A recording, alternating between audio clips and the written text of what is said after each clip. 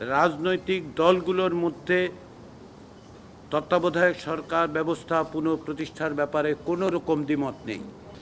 যদিও সংবিধান সংশোধনের সঙ্গে উচ্চকক্ষ প্রতিষ্ঠার বিষয়টা অংশত যুক্ত, কিন্তু তারপরেও যেটা আমরা আলোচনায় এক জায়গায় আসতে পেরেছি সেটি হচ্ছে যে যদি উচ্চকক্ষ গঠিত না হয় অথবা উচ্চকক্ষ গঠিত হওয়া পর্যন্ত সংবিধান সংশোধনের জন্য সংসদের 2/3 সংখ্যাগরিষ্ঠ সদস্যের সমর্থন প্রয়োজন হবে।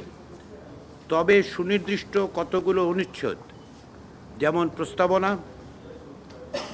অনুচ্ছেদ 8, 48, 56, 142 এবং তত্ত্বাবধায়ক সরকার ব্যবস্থা যেটি 58 খ, 58 গ, 58 খ এবং 58 অনুচ্ছেদে দ্বারা সংবিধানে যুক্ত হবে, সেগুলো সংশোধনের ক্ষেত্রে গণভোটের প্রয়োজন হবে।